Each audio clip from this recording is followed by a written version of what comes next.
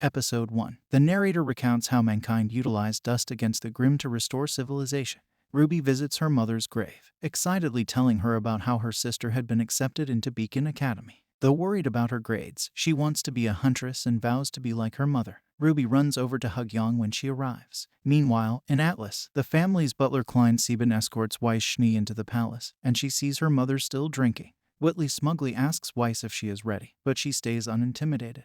Weiss Schnee decides to prove her combat prowess to her father Jax, so he will allow her to enroll at Beacon instead of her native Atlas Academy, mostly to get away from him and the shadow of her sister by defeating Arma Gigas, a Grimm possessing a suit of armor. Her father and brother watch, doubtful that she would pass, but her sister Winter Schnee feels otherwise. Blake Belladonna helps Adam Taurus break into a Schnee Dust Company freight train for supplies.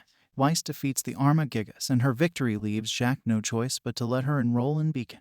Blake has become disillusioned with the current White Fang methods of trying to achieve equality for the Faunus. She says to herself that she needed to find her own path, tossing away a White Fang banner. In the city, Ruby walks into a dust shop listening to music. After getting news that her older half-sister Yang Xiao Long has been accepted into Beacon, Ruby Rose decides to go shopping for a gift for her. Just then, Roman Torchwick and his henchmen enter to rob the store, threatening the cashier. His goons then proceed to steal some dust. One of them approaches Ruby, only for him to get blasted onto a table. This leads to her stopping a robbery led by Roman Torchwick and getting arrested by Glinda Goodwitch for illegal vigilantism, who scolds Ruby for her reckless actions. However, the headmaster of Beacon, Professor Osmond, sees potential in Ruby, granting her permission to attend Beacon 2 years early. Outside, Young hugs Ruby in delight. In an alley, Osmond tells Taeyong that his daughter was gifted. A bear like Grimm somewhere else growls. Blake finds an abandoned wooden house and takes out her scroll. Knowing that she could finally take a different path, she cries. Back in Atlas, Weiss tells Klein that the rest of the family was absent from sending her off.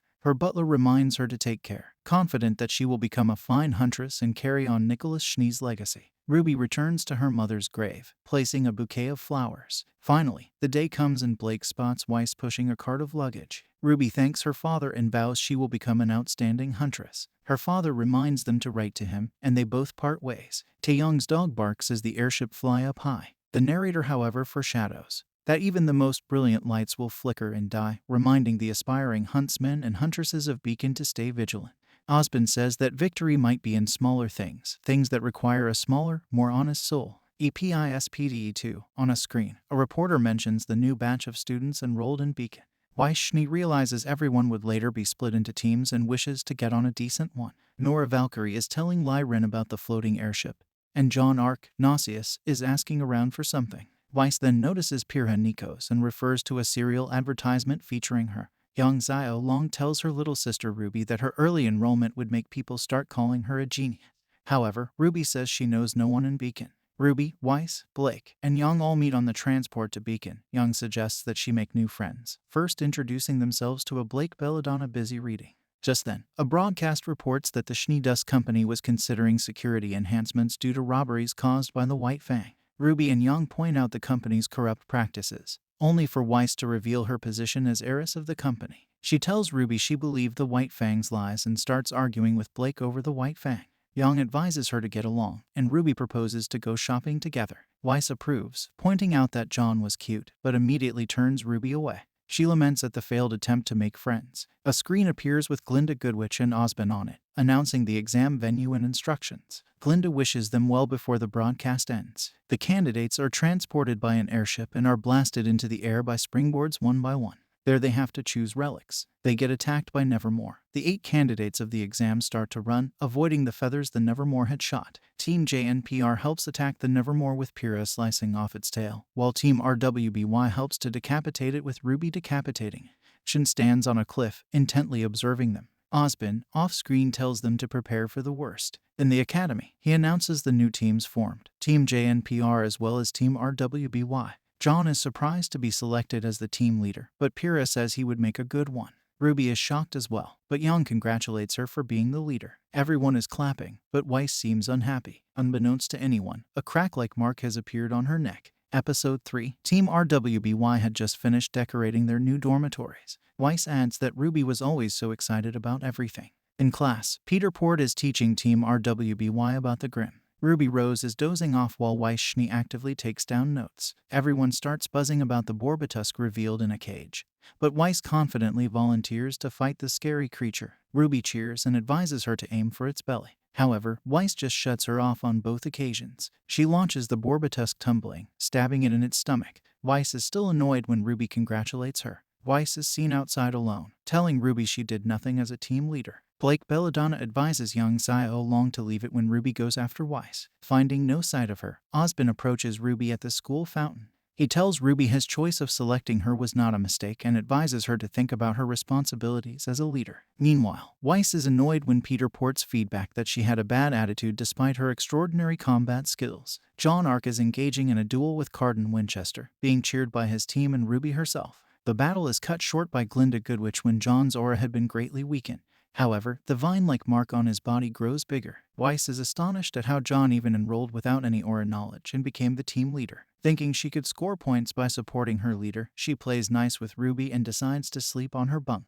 A similar vine-like mark lingers on Weiss' neck. In John's dream, another John taunts him as vines wrap him around. Ren tries waking him up.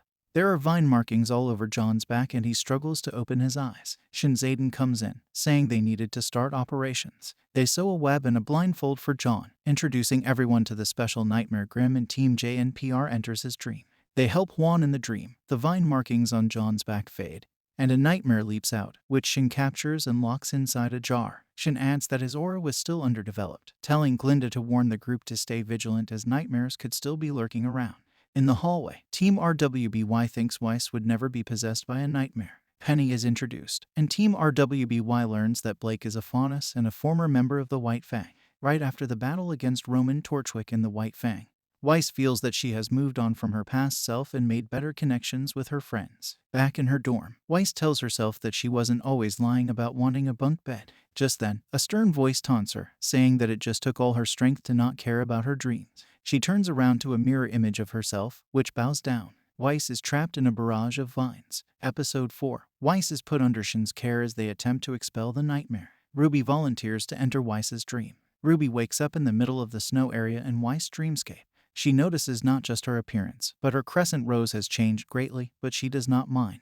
Ruby uses her weapon snowboard to sled in the snow area. She stops and notices strange multi-arrow signs pointing in different directions. She wonders what she should do now and sees a train track. She checks her pockets and sees she has 12 coins made from Shin's semblance. Ruby uses her first coin to summon a telephone. She tosses it and a mechanism appears from the snow and the coin goes in. She goes near the telephone and calls Shin to inform them that she has safely arrived in Weiss' dreamscape. Shin asks if she finds anything and she tells her of the sign and train track. Suddenly, Ruby sees a Schnee Dust Company train, and she tells it to Shin. Suddenly the trains start being attacked by monstrous Grimm hybrid White Fang members, who come out from the sides of the cliff. The train deploys some robot soldiers to fight the attaching White Fang members. They jump on the train and begin to fight. Ruby asks Shin if she should stop them, and they say she can't interfere with a dream and she can only observe. After that, the White Fang successfully takes over the train and derails it. Shin asks her to follow the tracks and asks her to keep placing markers and look for signs. She places the phone down and it disappears. Ruby jumps down on the track and uses her second coin to create a door marker to take her to the main fortress kingdom. She continues to explore the mazes. Back in reality, the same procedure as done at the time of JNPR team entry in Juan's dream was recreated. The web and the blindfold. Shin receives a call from Ruby. Shin asks her to be very careful because if she gets caught, they will have a hard time contacting her. In the dream world, she infiltrates a large city being patrolled by robots. Her snooping around catches the attention of the nightmare version of Weiss, who acts hostile toward Ruby. She starts to follow the worker and work in a factory and explore more. She sees Team JNPR except for Pyrrha in a cage. She is even declared wanted and get apprehended by Weiss, who sentences her to a life sentence, and they fight. She tries to use decoys. She is down to her last coin and Weiss jumps toward her to attack and the episode ends. And that's all for today, guys. Stay tuned to get more new videos. Stay safe and keep watching.